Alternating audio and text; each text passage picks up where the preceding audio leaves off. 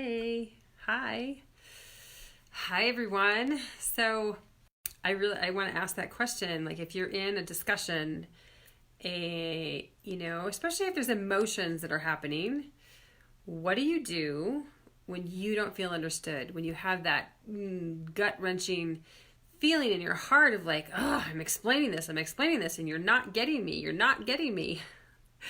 This has happened to me so many times, and quite frankly, I think it's so common in our human experience that we don't get understood, and or that we're not understood in any particular moment. And so I just want to give you one idea of what to do in that kind of moment. And I did this morning, actually, when I was having an intense conversation with somebody, and I was actually offended. Hi, Carly. So feel free to put a comment in here as what do you typically do if you're not being understood by somebody and it's an intense conversation, or that it's important to us. I think it's one of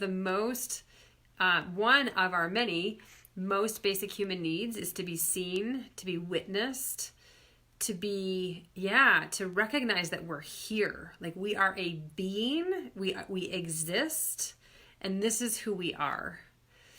And so I know for myself anyway, like it's really important to me that I am understood. Hi, Lisa. So happy you're here. And I think we're misunderstood all the time. And so I was having this sort of semi-intense conversation with someone, and I was offended by something this person said to me. And so, but it's a great, wonderful friend and relationship. And I was trying to explain my point of view. And so that's what happens is like when people aren't understood is that one person gives a point of view and then the other person is also trying to get understood. So they're forcing their point of view. And then, so it's really common. And I know that I used to be this way. What happens, and I have some soup here, which doesn't make sense because I need my hands. What happens is that, one person wants to be understood, so they rah, rah, rah, rah. And then the other person wants to get understood and give their point of view. And so they're rah, rah, rah, rah.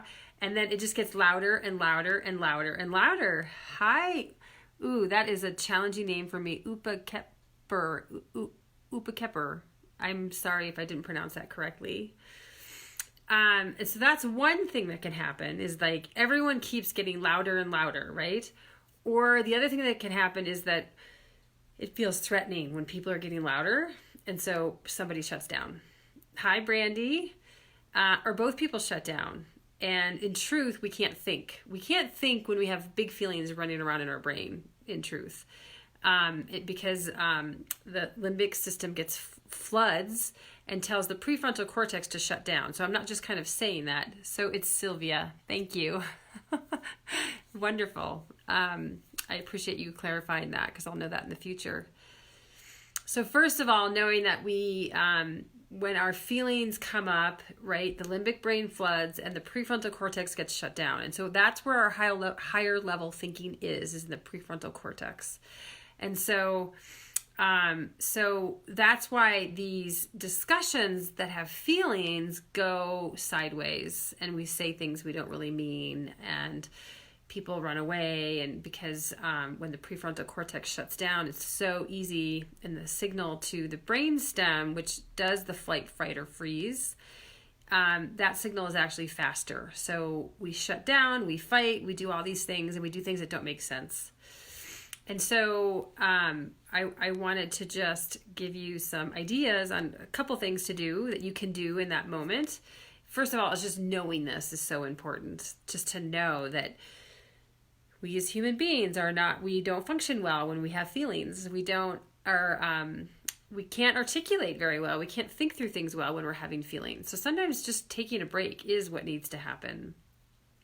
But I wasn't planning to go in that direction, actually. So I want to get back to like what I did this morning that worked so well was that I just said, can we stop?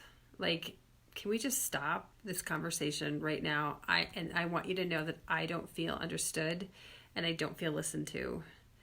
And I just expressed that. And that's a vulnerable thing to do, is to just like ask people to stop and just to say, I need to know that you're understanding me because it's really important to me. And then I asked this person to recite back to me what they thought I was saying, so that I knew that that this person was understanding me. And I gave clarification. So, hi, Ty. I gave clarification to him that, well, it's actually this, like the really fine tuning. I'd really say it this way. Does that make sense? And so that once he could say that, I'm like, okay, I feel understood now. So that's one thing you can do, is just stop the conversation. Hey, good Tag, Sven. You can stop the conversation and have them, just express that you don't, sorry, I'm getting sidetracked here with people on here, that you don't feel understood, and that they can recite back to you to please tell me what, in your opinion, I'm saying, how it's coming across to you from me. I want to make sure that I'm explaining myself well. Like, that's a really good way to say it. So, and then the other thing that you can do is, because sometimes when tension is high and there's lots of back and forth, I recognize that I don't feel understood, but I also recognize that the other person may not feel understood either. And so you can also just decide, okay, I'm going to take a step back here, and I'm just going to say to that person, hey, do you feel understood here? Can we just slow down? Because that's oftentimes what needs to happen. Can you just slow down? Or can we just slow down? And I want to repeat back to you what I'm understanding you're saying. Because that clarification, that fine-tuning clarification, is so important. And so that's the other thing you can do. So you can ask for your own, you can tell this person that you don't feel understood, or you could do the opposite and say, are you feeling understood? And just ask. And it is a vulnerable thing to express, so you have to be aware of that. But it's such a powerful way to slow down and actually get at what's going on underneath. Because oftentimes when we're in a conflict, we're dealing with like the behavior, the things that are showing up that may not have anything to do with what's going on. And when you can work towards underneath, hey, Brooke, when you can go underneath all of that, I'm just about done here, Brooke, actually, then you can get at the meat of what's actually going on in that conflict. So it's so, so powerful. And I'm going to read what Sylvia said. When we move from having to be understood to not having to be understood by others, life is so simple and wonderful. So true, Sylvia. I love what you say here. I think you said something more, but and I love that. I love that we can, if we're not worried about other people's opinions too, is important. So, but I think there are times when we do feel, especially in important relationships. So that's what I'm really talking about, is really significant relationships that you're close and connected to, that you really care about. Think about your children. If you have children, is one example. And them feeling understood is important, and me feeling understood by them too is also important. So, or maybe it's a partner relationship. So those are the kinds of relationships, or a close friendship, that really do matter. So thinking and focusing on how one wants to feel and soothing oneself helps a lot too. Thank you for your view, Sylvia.